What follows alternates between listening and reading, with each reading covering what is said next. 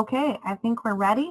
We are recording. We're live on Facebook, and I just wanted to say shalom to all of you and welcome to the 2017 Homeschool Family Conference. This is session 5. I cannot believe how fast it's going. And we're on day 2, but we've got a whole week to go. In this session, we're going to give advice to first-time homeschoolers, and we're also going to take live questions and answers if anyone wants to do that. And maybe they're all shy and they won't, and you'll just have to listen to me talk. As always, throughout this week, we're going to be trying to focus everything on how to guide our lives by the book, meaning the Word of God, the Scriptures. My name is Anna Elliott. I'm the creator and founder of HomeschoolingTorah.com. Okay, so we're going to get started with a little bit of housekeeping for those of you who are in the Zoom chat room. If you would like to join the chat room, go to our website, HomeschoolingTorah.com, and follow the links to the family conference and go down to this session. It's the session on first-time homeschooling advice. And you can go to the webinar, and there are lots of ways that you can interact. So if you're on a computer, you can see on your screen there's a place where you can raise your hand, and that would be really useful if you're having technical difficulties. I can see anyone raising their hand. If anyone wants to try it out, feel free, and I can try it. If you would like to ask a question that maybe we could ask the whole group, maybe you have a question about homeschooling or something comes up as we talk today, then feel free to leave that in the question and answer box or skip all of that and just go to the chat. I have the chat box open on my screen right now so I can see it. If you are on your phone right now, it would be, and you have the Zoom app, which is the best way to do this. At the very bottom of the screen, you can kind of click on it with your finger and you can see a place to raise your hand or ask questions or see the chat room. So you guys feel free to chat while I talk. I'm going to try to ignore you and just talk about what we're going to do, except I'll take pauses every once in a while and check for all those things. Okay, we're going to start today. I'm going to assume that most of you who are listening in are first-time homeschoolers, or you know someone who is and you'd like to give them advice. So the very first thing that we need to talk about is, why are you homeschooling in the first place? You must have a reason for thinking ahead to maybe your young children and wanting to start them in kindergarten, or maybe preschool, or maybe you're pulling your kids out of the public schools or a Christian school and you're going to be homeschooling them, and you're probably really nervous. I know I was when I first started. I was very nervous, afraid I was going to do everything wrong. So I would like you to have a very firm idea in your mind of, why are you homeschooling in the first place? You need to know why, because days are coming that are going to be difficult, that you're going to have problems with your kids not wanting to do what you say, or maybe you're just exhausted, or maybe for some reason, a couple different times in our lives, we've lived very close to a school. And I see those kids going back and forth every day to school, and I would get really discouraged, thinking I'm not doing it as well as they are down there. So if you feel like that, you need to be able to look back at your reasons for homeschooling. I just had a thought. You guys are waiting for a handout, and I need to do that. I'm going to upload a handout, and I just had a second thought, and that is that I'm not exactly sure how to do this. This is an interesting predicament. I didn't even think about this one. I'll tell you what. I have your email address. If you're signed into Zoom, I will upload the handout afterwards, and it's going to have all of the verses and things. It has a place for you to write down maybe your own reasons for why you're homeschooling, so I apologize. I did not even think about that one. I'll get that for you, and we'll make sure we email it to you guys and put it on our website as well so that you can access that. Okay, so I'll just go on without a handout. All right, so listing as many reasons as you can why you're homeschooling. If anyone is in the chat room and would like to list out some of your reasons why you're homeschooling, that would be fantastic. We have someone raising their hand, so let me see if I can. This is my second time being in here. So how do I get your hand raised? This is an interesting question. Questions and answers, no. Okay, I saw someone raise their hand, and I can't figure out how to find you. Would that person who just raised their hand, if you would be willing to put your question in the chat room, that would be fantastic. I could see it. You can, if you want it to be private, you can send it to just me if that would work out. So I see someone did it, but I can't figure out how. There. Okay, someone has answered. Yes. Someone says, we homeschool because it enables us to teach our children daily and in the moment. That's awesome. Yes, exactly. You can't do that if you only have that 20 minutes of homework time, that you can be with your kids, and then you're off running to soccer practice. And it seems to me that when you're in school, you're very busy. Anyone else have a reason or something that they would like to say about why they, yes. Another person, we homeschool because we want to know exactly what our kids are learning. No kidding. You don't know what they're saying. You don't. Another person, because of those aha moments. They're amazing. Yes, I agree. To be the person that gets to teach your child how to read is really fun. Another person, we're homeschooling so we can make sure our children are being raised the way we want to without the religious pressures. Exactly. I agree. I think that one has been one of my most important reasons. Here's another one. We homeschool because we can start as early as possible, and it can have the Torah and the Bible integrated into everything we do, and we can discuss it. Another person, to be able to bond with my children and be able to show them Jehovah's way of living. Absolutely. Let me just make sure nobody else is going to add in. This is awesome. All right. So I want you to try. This is your homework. It's supposed to be on the handout. Anyway, write it down for homework. You are to list your top 3 reasons. I want you to try to think of the most important 3. You probably want to talk to your husband about this, and find out what are your top most important reasons and put them in a safe place, somewhere where you will remember. If it's your first year, you might want to stick it right on the fridge. Now, what does the Bible say about what should be our reasons for homeschooling? I have been homeschooling now. My oldest son is 21, so a long time. And a while ago, I used to say that it is not required of parents to homeschool their children. I couldn't find any place in the Bible where it said you must homeschool. And I'm going to say I'm 99% sure that that is not true. I now think that the Bible does say homeschooling is the way parents should teach their children. I'm going to give it that 1% because I do think there are many people in this world that don't have the option. And we can do what the scriptures say to the best of our ability. But if you have the ability, here are some verses I want to go over. Again, these will be in the handout. And I'll go rather quickly through them, but I just want you to hear them. Deuteronomy. Most of these are, if not all of them, are all but one are going to be from the Torah. Deuteronomy 4, verses 9 and 10. It says, and Moses was speaking to the children of Israel. He's speaking to the adults. He says, only take heed to yourself and diligently keep yourself, lest you forget the things your eyes have seen, and lest they depart from your heart all the days of your life, and teach them to your children and grandchildren. I noticed in here that it's easy for us to forget. I think that's why it's very important. The Bible says that we are to wear tzitzit every day for the same reason, because we will forget his commands. So if you don't wear tzitzit, something you should really consider, because the Bible says you will forget. It says take heed to yourself, because if you forget them, you won't be able to teach them to your children and grandchildren. And then at the end of that verse, he says, gather the people to me, and I will let them hear my words, that they may learn to fear me all the days they live on the earth, and that they may teach their children. He obviously thinks that it's not just keeping his commands that's important, but passing them on to the next generation is of utmost importance. In Deuteronomy 6, verse 7, this is part of the Shema, so it's very famous. It says, you shall teach them diligently, his commands, to your children, and you shall talk of them, and this is where I get that I think it's homeschooling is required. He says you're supposed to talk of them when you sit in your house, when you walk by the way, when you lie down, and when you rise up. I think it's going to be really difficult to keep that command if we're not with our children most of the time. He repeats it, and when God repeats something, it's really important.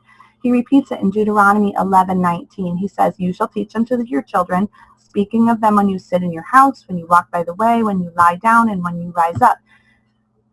I don't think it could be any more clear. Excuse me. One of the things, though, that we need to be careful of, if we don't teach our children, someone else will, obviously. Deuteronomy 20, verses 16 through 18 says, the cities of the people which Jehovah your God gives you as inheritance, you shall let nothing that breathes remain alive, but you shall utterly destroy them. And he goes on to name which ones. Lest they teach you to do according to all their abominations, which they have done for their gods, and you sin against Jehovah your God. So if you don't do what he says and teach your children all the time, someone else will. The nations around. Now we're in dispersion. We are not in the land of Israel, obviously. We're not going to go in to destroy all of our neighbors who don't keep the Torah. That's not what I'm saying. But I am saying that if we aren't proactive in teaching our children according to the Torah, then the nations around will teach them, and they will teach them their abominations. I went through a list in the Torah of the abominations that they will teach. Some simple ones. They will teach them not to keep the feast. They will teach them to work on the Sabbath day. All of their practices and sports and competitions and anything that they get involved in will be on the Sabbath day. It gets worse, though. They will teach them to eat blood and unclean animals in the cafeteria and everywhere they go. And in the Bible, it says they will teach them to offer their children to Moloch and commit sexual fornication. Obviously, we know that the form of Moloch that is happening in our country now is abortion. And I could go on and on about the things that will be taught in any school. They will teach them about mediums and spiritists, wizards and magic. In fact, it will probably be cute and probably be displayed in a way that's very appealing to your child. They will teach them about incest and unclean relations. They will teach them to have defiance. And in the book of Galatians 5:19 through 21, it says they will teach them adultery, fornication, uncleanness, lewdness, idolatry, sorcery, hatred, contentions, thinking of bullying just as one example, jealousies, outbursts of wrath, selfish ambitions, dissensions, heresies, envies, murders, drunkenness, and revelries. This is why you should homeschool. So if you don't have a reason, I really want you to go back to the scriptures. I have a lot more verses listed on the handout, but basically it comes down to, I wanted to read one of those verses, Deuteronomy 4:40. It says, "You shall keep his statutes and his commandments, which I command you today, that it may go well with you and with your children after you." That's a really great promise. And to me, the days that I feel like giving up, because I'm just as human as anyone else, I feel like giving up. I have this pressure, I own a company called Homeschooling Torah. Kind of have to keep going because I write curriculum, but there have been many days that I'm like, I'm tired of it. I just want to give up. But remembering that my children will be taught these things and that I've been given the responsibility by Abba Father, then I want to keep going. And I'm hoping that that inspiration will keep you going too on your hard days, to remember why you're doing it. Okay? So I have, as I said, I'll get that handout to you. One of the second things, though, that you need to do before you start homeschooling is to have a time of prayer and fasting where you seek godly counsel and especially talk to your spouse. What does your spouse think about this? You might even take a few minutes to write down all of the reasons why your spouse wants you to homeschool or doesn't want you to homeschool, and make sure that if at all possible, if you have some unity there, that you can have some time of prayer and even fasting over the school year, and what you are going to be doing to make sure that you as mom and dad are united in this. Okay, the third thing that you're going to have to do before you get started is look at your homeschooling laws. I wish it weren't true, but we do not live in Israel, and I mean in a biblical Israel, in the promised land where everything is operating according to his Torah. I don't mean the literal nation that's over there now. We live in dispersion. I'm in the United States. We've had people this morning that were visiting from France. I know we have people from South Africa, Australia. So you need to find out what the homeschooling laws are where you are. And in your handout, I talk about going to homeschoollegaldefense.org, and you can get a list of the laws that are in your state or country. But here are some of the things that you should look up. And real quick, gotcha. All right. Okay. Some of the laws you need to look up are subjects that you need to cover. And I have printed out in my binder for what I do for you guys every day in writing curriculum, a list of all the laws. And they are very different from state to state. Some states require you to teach health, and some states require you to teach about drugs or fire safety. You do need to make sure that you look up some of those things. How old must your children be? How many days are you going to be required to do school each year? Are there any qualifications for you as a parent? Are you required to be underneath a certified teacher? Is there testing required? Do you have to keep records and portfolios, and do you have to keep a transcript? I do recommend that if you have questions about some of these things, I'm not going to go into all of them in this session because I'm going to talk about them in session 7. That will be on Tuesday at 1 o'clock. And we're going to go into a lot more detail about how to keep those records for the for the government and for anyone that is requiring them. So hang on for that one. There's also going to be a session Tuesday evening at 7 p.m. with Lee Binns, and she's going to be talking about how to homeschool if you have a high school student. So that's really important. But I would recommend that you go and list out what are your state's laws. One of the things that I get a lot from people sending me emails is, what do I do when everybody around me doubts that I can do this, and they're kind of judging me and saying that, you know, my kids aren't going to be socialized, they're not going to get a good education. How do I answer some of these common objections? And let me see if I can bring up, I'm going to share the screen real quick and bring up, I wasn't planning to do this because I was going to show you a video, but I'm sorry, I was going to give you the handout, but since I don't have the handout here, I'm going to show it to you.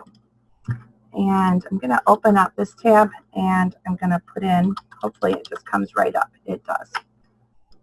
And there are some common objections to homeschooling. I'm going to give you a link to this in the handout so you can come back to this page. But they basically fall into a few broad categories, and I'm going to let you go to his website and read. He has great answers to these objections. It gave me a lot of courage. When I was beginning to homeschool my children, this was like, let's see, late 90s, and my husband was a public school teacher. And we rarely heard these objections because it wasn't very popular for a public school teacher's wife to homeschool their children. So we heard all of these objections, and, you know, biggest one was probably socialization, just on and on. Parenting, you won't be smart enough. They're not going to hear about other religions, so they're going to be so sheltered and narrow-minded, and just a lot of things. And I do recommend that you go to those, but not just go to them. I think you should also write down the specific objections that you are hearing, maybe from family members or someone who's in your neighborhood, and write them down, because my next assignment for you is to talk with your husband. And remember the reasons why you're homeschooling. So you can see why those reasons are so important. If you can keep going back to those reasons over and over again, you'll get a lot of courage. Now, if anyone wants to put in a chat some of the common objections that maybe you are facing right now, I can try to answer some of them. If not, we'll just keep on moving. I should have said that first so you could do it. But I'd like to help you to have courage. I personally think that the biggest courage comes from talking to my husband and reading Deuteronomy. Deuteronomy is a fantastic book to give you courage.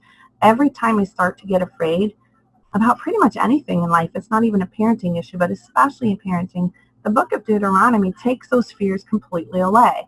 I think part of the reason for that is because Moses was speaking to the people, and they were getting ready to go into the promised land, and 40 years before they had seen all these giants. And these giants, they had run scared and ended up being punished and had to wander in the wilderness for 40 years. So he's giving them courage to go in, and they did go in. They did go in, and Joshua, took them into Jericho just a few short weeks after the book of Deuteronomy was written. So I see these objections to homeschooling as giants that you can overcome. And I'm just going to say that book is a book that you should just read over and over again if you can. Okay, we're going to talk about learning styles and teaching methods. One of the things that people are worried about is that they won't know how to teach their children in a way that fits their personality. Now, before I do that, I did see someone write in a comment, and they said, my father-in-law is against it in every form. And that's really tough, because I'm going to guess that you probably see your father-in-law a lot. And so you're going to see those objections all the time. I want to say sometimes it helps to give them some time. Something that they may be very opposed to right now, give them a year or two. And at first, it seems like our relatives and family go through stages. They're really angry. They don't want to speak to us. They make snide remarks. Maybe they make remarks to other people about us behind our back. But as time goes on, the novelty of what we're doing starts to wear off, and they settle down. And if you can try to maintain a gracious attitude as much as possible, which is difficult, that helps it to go faster. Think of other things to talk about. And in the record keeping session tomorrow on Tuesday at 1 o'clock, we are going to talk about how to make a portfolio. And the biggest reason, if your state doesn't require a portfolio, the biggest reason I love it is because it's great to show family. When they come over, this is what we're learning. And it just gives me a lot of confidence because your kids are going to have adorable things to put in there. So that will help. Okay, excuse me. Learning styles. One of the best things about homeschooling is the ability to customize your child's education. That was a big deal to me. My husband, as I was saying, when my children were preschoolers, was a public school teacher, and I noticed that he couldn't customize it for all of the students. I mean, over a course of a day, he probably had over 100 students that he saw. There was no way he could customize it. And yet he would come home and tell me about children who were falling through the cracks. You know, they were way ahead of everybody or behind. And we are going to talk on a later day, I can't remember what day it is now, about special needs and about gifted students. So we're going to talk about that in more detail. But this is what I love about homeschooling. But I think all of us have some special needs, don't you think? We all have ways that we see the world that is a little different from someone else. So you as the parent and for your children, you need to think about the ways you learn best and the ways you learn least well, because it will help you to figure out your family. For instance, you think back as a mom or a dad, back to when you were in school, and think about what were your favorite subjects. For instance, I really liked grammar. I think everybody knows that. I loved it. It was my favorite time of day. I also loved story time when our teacher would read to us out loud and we would put our head down on the desk and she would read. I loved that. So I was very drawn to curriculum that was logical, like a grammar curriculum would be, and I also was drawn to curriculum that emphasized reading aloud in a lot of books. So you can kind of see what I'm saying with this. What were some of your favorite memories of school? I loved games and competitions. So when I was like speed drills and games where you played with the whole class, and that was a problem to me because I'm thinking I'm homeschooling, I'm only going to have a couple kids, how am I going to have competition? So I tried to put it into the math drills and then get some of that competition, and my kids like it too. Some of my least favorite subjects in school, I hated PE, partly because I hated being, you have to go get dressed, everyone, you felt so ugly compared to everyone else. I never was very athletic. Some of my other least favorite subjects, I didn't really love history. Don't tell anybody, but it didn't make sense to me. I just felt like it was just rote memorization. I didn't really love just memorizing things and having no reason for it. So I think it's really important to explain to our kids why we're learning what we're learning, and to have that discussion that you can't have in school. The discussion in a homeschool setting is amazing. That's one of my favorite things. But knowing what you loved about school and what you hated about school will help. And then if your kids have been to school already, you should definitely have that conversation with them and find out what was really going on in their classroom, because that's going to be really important to you. Someone is asking, is there a test to learn what your child's learning style is? A long time ago, in the early 2000s, there was a test. That's the last time I've thought of that. I'm sure there is. So I'm going to research that for you, and I'm writing it down on a sticky note right now, and I'll try to get you some answers for that. I'm sure there must be. Do we have to stay in the mainstream school categorizing for our kids? For example, do you have to go by grade levels? Does a 6-year-old have to be in kindergarten? Well, I don't. Basically, the only reason I need grades is so that if our kids go to an activity in the local area, then I can remember to tell people what grade they're in. I just go by the ages. I do my school kids together as much as possible. So when we study history, I've got the whole family sitting in the living room studying history together. So obviously there are no grade levels there. I, in my mind, kind of divided up into littles, middle, and high school. And another way of doing that would be the little kids are the ones that are learning to read and write and do basic math. That's the main thing that they need to focus on. They graduate to middles when they can read a chapter book and they can think and comprehend what they're reading. And that's when the discussion really picks up. And they love to make projects. They love to get in there with their hands and do everything. And then I go on to high school. The high school kids are learning to communicate it back to someone else. They're doing a lot more writing and presenting and teaching it and really grappling with hard concepts, because they're getting to the age where they're going to go off and be parents and have children of their own. So that's how I do it. I don't really think too much about grade levels otherwise. I really try to stay together as much as possible as a family. Okay. Some learning styles that people have that they talk about are hands-on, you've got visual, you've got auditory. Those are the three main ones. I'm much of a visual learner. I love to read and see it in a book, and I can remember on what side of the page I saw it on. I don't do as well when I just listen. So for my kids that are like that, while we do a lot of reading aloud and discussing, I also try to give them a book that they can look at and they can see it with their eyes. So books are really important. Hands-on learners are the ones that are, tinkering with their hands constantly and can't sit still. They're the ones that you're going to want to get in the kitchen and do projects. You're going to want to go outside. You're going to want to give them some freedom to go out and do things on their own time and follow their own interests. And that brings me to some of the popular styles of homeschooling. For instance, you have classical, which would be very much more like me, where you are just reading. You've got Charlotte Mason, which is a literature-based with short, easy, gentle lessons. And that would be maybe more the style that they are auditory, but you need to keep them short, or maybe even the wiggly ones. I kind of like a lot of things about Charlotte Mason and the classical methods, but there are some things I don't like. I'll get to that in a second. You've got delight-based learning where you follow, instead of following a set scope and sequence for the year, you might, I have a friend who's studying a unit on the Civil War right now, and they're going to spend weeks and weeks and weeks on just the Civil War, and she's going to pull in all kinds of different things from math, English, no, doesn't matter, but they're all going to be based on the Civil War. So that's one style.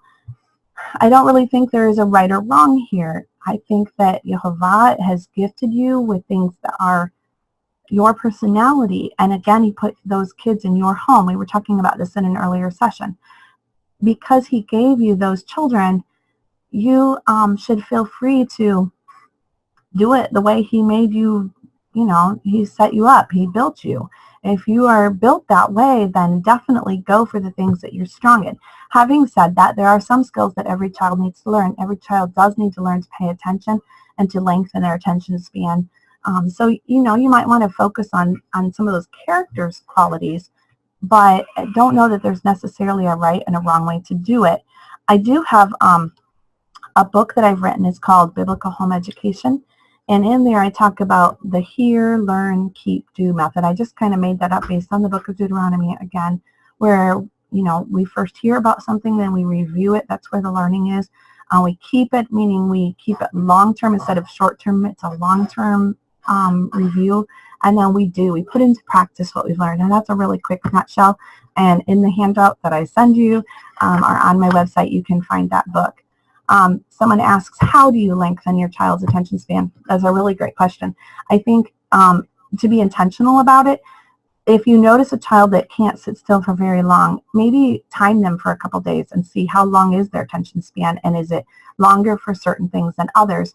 For instance, let's say you have a child that you want to teach them to sit still for a teaching in Shabbat service on Sabbath. And the Shabbat service is 45 minutes to an hour long. If they're anything like ours, that's how long they are. So you've got to train your child. So little by little every day, I use a timer, and I just lengthen it by a minute or so at a time. And this may be controversial, but those fidget spinners that are out, the reason I think those work is because it gives a child something to do with their hands while they are listening with their ears. Okay, let me show you how I do this. For a young child, I don't have any fidget spinners. Actually, we do. Last week at the library, my kids were given some because they'd done the summer reading program. But before that, the old-fashioned way was just to fold your hands. And my mom would tell me, you can wiggle your fingers, so they just have to stay in your hands have to stay in your lap. You can do what you want, but lengthen the time that your child can sit still. But then to check, are they really listening? Ask them questions. Ask them to tell you what they've learned. In the Charlotte Mason approach, they do what's called narration. And you ask the child, or you tell the child about something. You might read a couple pages from a book to them, and then they narrate back to you what they have learned. And that's a fantastic way to increase the attention span and to see that they are learning something. Now, honestly, when we are actually reading books at home and I'm not working on sitting still skills, I just let my kids play with Legos. But they have to answer back at the end and answer my questions and tell back what they have learned. It's really fun to write down sometimes what they say. They like that. You'll notice that they will listen a little bit better because they know that you are going to write it down, and they think that's really cool. So I hope that helps. Okay, how do you choose a curriculum? All right, just in full disclosure, I'm biased, of course. I have written a curriculum, and that's Homeschooling Torah. I'm going to try to pretend for a minute that I haven't, because actually I've only been using Homeschooling Torah since 2013. Before that, I used all kinds of curriculum companies and sometimes had to write my own. So I do remember what it's like to have to choose a curriculum company, and I don't want you to think that you can't learn from this session just because you don't use our curriculum. First of all, you need to decide how much time you have each day to spend with your children, and that means how many hours a day. In a previous session on scheduling your day, I really emphasized that you should try to spend as much time as possible with your children. To fulfill the biblical requirement to discuss things with them all through the day, you actually have to be with them. Having said that, our circumstances vary. Some moms have to work. I'm working. In fact, right now, my kids are out in the living room with their sister, and she is doing school with them. So you have to be realistic. The Homeschooling Torah, we do schedule quite a bit of time a day for the mom to spend with her kids, and you may not have that. Or you might be the kind of person that wants to spend even more time than what we scheduled, and you just love doing that. You want to spend, all of your waking time with your kids, and you don't have to work, and if you are working, your kids are with you. So that's an individual decision. Decide how much money you have to spend. That's just one of those things that we can't help. And if money is tight, what local resources do you have? Do you have a local library? Do you have any homeschool support groups? If you don't know the people, be brave and go out and meet them. It really, really helps. But especially if money is tight, you're going to need their help. Because when you choose curriculum, you have to choose either time or money. A few people in this world have everything they want of both time and money, but I don't even think that's very realistic. So if you don't have time, you're going to need more money to pay someone to come along and help you in some way. If you have no money, then you're going to need more time to do it yourself. So you need to think about this realistically. Don't think that you can go with zero money and zero time and accomplish everything. It's just not realistic. I'm going to talk about paying for it all in just a second again. If you don't have local resources, maybe you are out in the middle of nowhere, and I've lived like that before. We used to live in northeastern Arizona, and that was literally hours to the closest Walmart. We didn't have a library. I'm just want to remind you that we are incredibly blessed to live in a time with the internet. And maybe you don't have internet access. Now you're in trouble. Now do the old-fashioned thing and get books. I'm going to show you some books in just a few minutes that I would recommend. Okay, what are your child's educational weak areas? Maybe they aren't very good at math. Maybe they have autism. Maybe they are struggling with reading or speech. Maybe their attention span is slow. Maybe you're working on obedience this year. Those weak areas are going to help you determine what curriculum to buy. What are your child's future goals, especially as your children become teenagers and into high school? You need to think about the curriculum that you're choosing if they are going to go off to college. What is their occupation? What are their interests? Certain curriculum are really, frankly, better than others. What are your child's learning styles? And then don't forget that you can design your own curriculum. You can use the Bible to do this. I've got in that handout that you don't have, I have a link to a blog post that I wrote back in 2012. So it was before there was a Homeschooling Torah.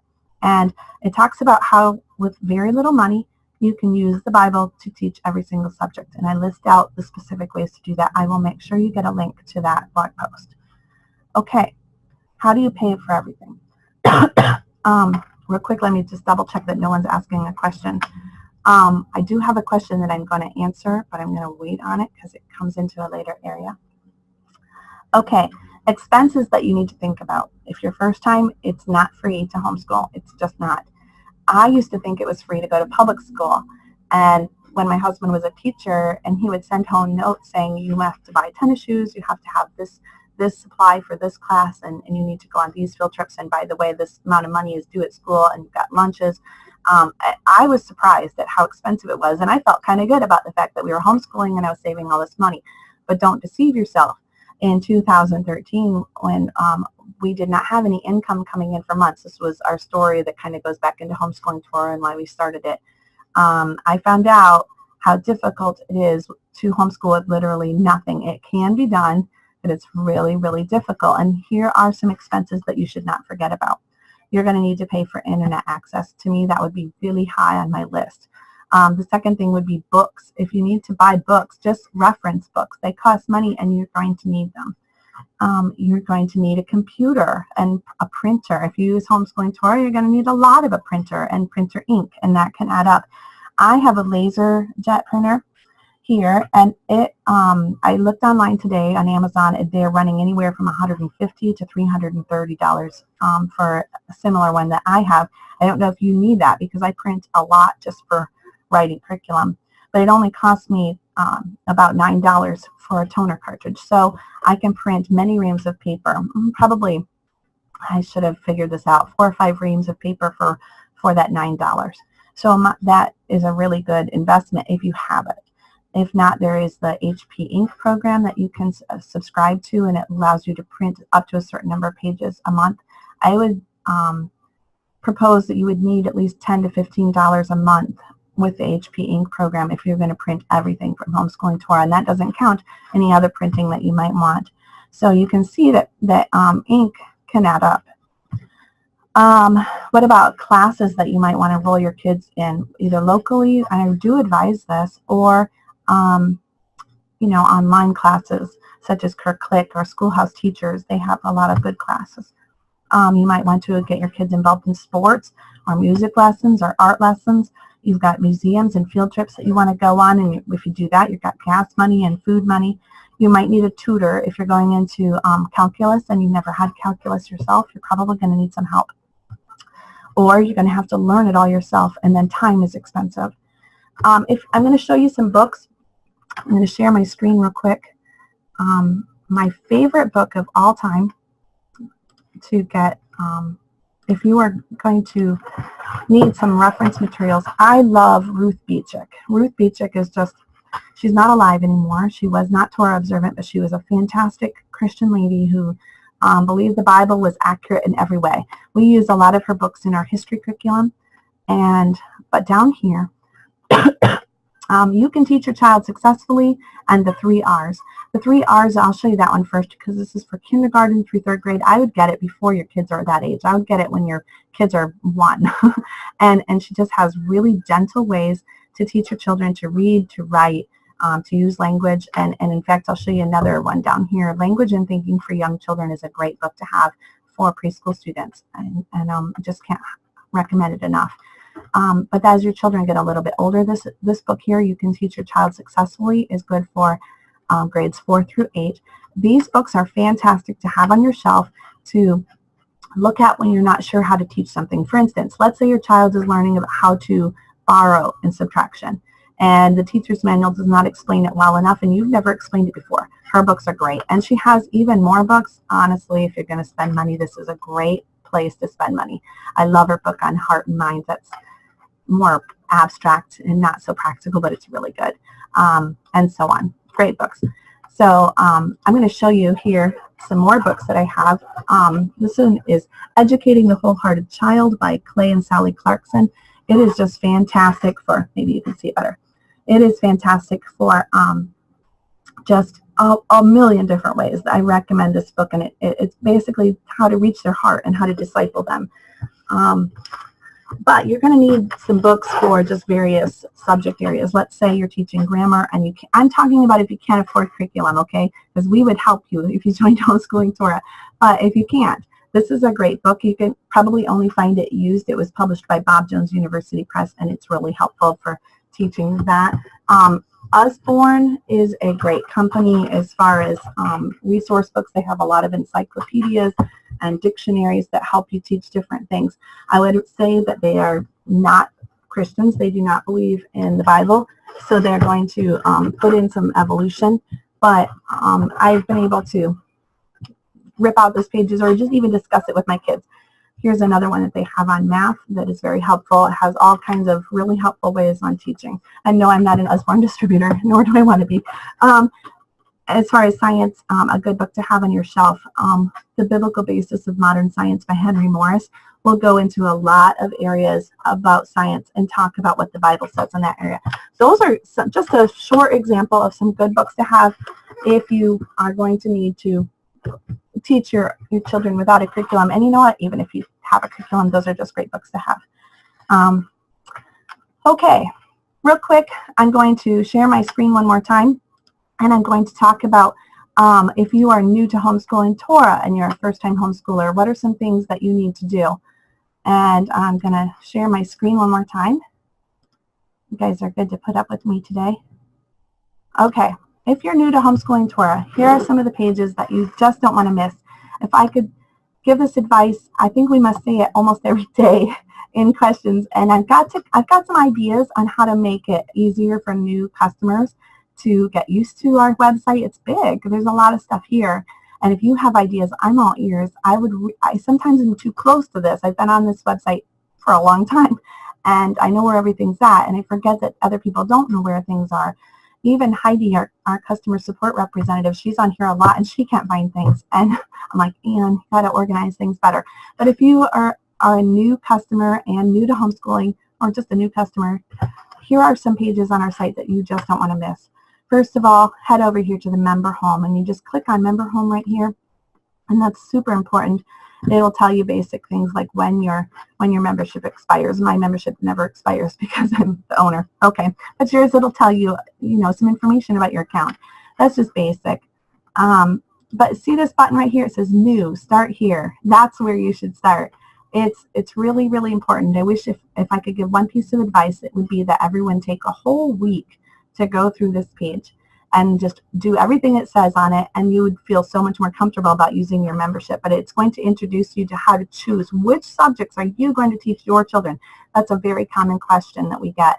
It has links to knowing your state's legal requirements and all of the things that we've been talking about. It's going to go over. It's going to just go through every single subject. It's going to help you plan your calendar. It's going to help you plan your daily schedule and set up your schoolroom. It's got bonuses that are very valuable. It will save you money. Some of the things that are required are given to you as a gift if you know that they're there. So we really recommend that you go to this page. Okay, another one is to go over here to, you remember where it is, under Teacher Helps. There's all kinds of things, but training videos. These are great. Under the training videos, setting up your notebooks. It's the very first one. And this is just, I hope it doesn't start playing. It probably will. These are just great for helping you to set up all of your stuff, and it's just easier to show you. So anyway, a broad look at homeschooling Torah. I'm going to come back up here to Teacher Helps and how to use. And a broad look at homeschooling Torah is right here. And by the way, all of these links are going to be in this handout that you don't have yet. This is a chart that gives you an idea of what's going on in every single subject that you're teaching from K, or preschool, all the way to 12th grade. You don't have to follow this. One of the questions that I wanted to take from our listeners, and I think this is a good time to do it, how do you homeschool? Bethany asked, how can you homeschool with younger siblings that need a lot of attention? Partly, I'm going to answer that in the earlier session on scheduling. Partly, I need to get my list up here. We're going to cover this in various sessions, and partly I covered it in 2016. So in a second, I'll show you where those videos were, because I'm probably not going to cover things that I've covered in other sessions. But the basic idea is you need to set up a routine for your day so that your kids know what to expect, and you're going to have to train your younger ones to get used to the fact that they aren't going to be the center of attention at all times, and that they're going to have to wait. Now, they can't wait too long. They might only be able to wait 10 or 15 minutes. And as a mom, you're going to learn how to teach the older ones in those small sections of time. I'm going to show you a couple things here. First of all, under Teacher Helps, there's the 2016 Family Conference, and there are a lot of videos in there that will really help you with this exact question. And then I think under the blog, And this was one of the things I wanted to show everybody. There are so many helpful things in this blog. Under parenting, under teaching multiple ages, you can get a lot of help. And if you still can't figure it out, I'm going to show you something I want all customers to know about. See that contact form at the very top of the site? You can contact us and ask your questions. If we can't do it by email, we can set up a time and I'll just talk to you by phone and we'll get really specific and help you. So I just want to offer that because it's very true. Some other things I want to make sure everybody knows about under Teacher Helps, subject introductions. I just don't know how many times people just print out the first lesson, week 1, day 1, across the board, and they've never read the introduction. So those introductions contain a lot of information that you need to know as you're teaching. I recommend that as you come to your first month of homeschooling, and this would be no matter who it is, that you don't try to take too many shortcuts. Let's see, under the download section, download center, you can print by week. We're going to be offering monthly downloads in September, but for now you can print by week. I would recommend that for the first month or two, you print as much as possible. It will cost you more in ink. I do realize that. And many places I tell you that you can put things on your Kindle, you can put things on your smartphone. It'll save you ink. But I recommend if you're a first-time homeschooler that you try not to cut too many corners, because there's something about paper and pen and being able to write notes to yourself and have a bunch of sticky notes available so that you can make notes to yourself. It will help you stay on top of everything there is to remember. Later on, as you get more used to everything, then try to cut corners. But for now, this I would recommend. I'm trying to think if there's anything else. If you are not signed up to get our Saturday evening emails, I recommend that you do that. If you don't know how, go to your member home page, and it has a place where you can make sure that you're signed up. And I will give you links to important things throughout the year, important blog posts that fit that time of year and will help you. For instance, as we're coming up to the feast, how can you homeschool around the feast? We're going to give you information about that through the year so that we can help you prepare. Okay, I'm going to come back to I'm going to stop sharing my screen, and there. All right, I'm going to see if anyone has any questions that they want to ask. Before you go ahead and type those questions into the chat box or the question and answer area. And I'm going to just close with a thought about being realistic.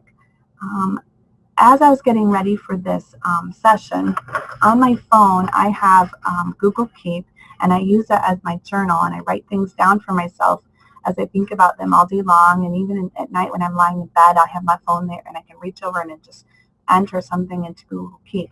And throughout this whole last year, we've been trying to collect questions that people had so that we could answer them today. And one of the things that I had written down in my journal, I don't know where I got it. It's a really great quote, and I don't know who it was. It could have been my friend Christine Miller from Nothing New Press. I asked her, and she's like, I don't really remember saying that, but it could have been. I don't know who it is.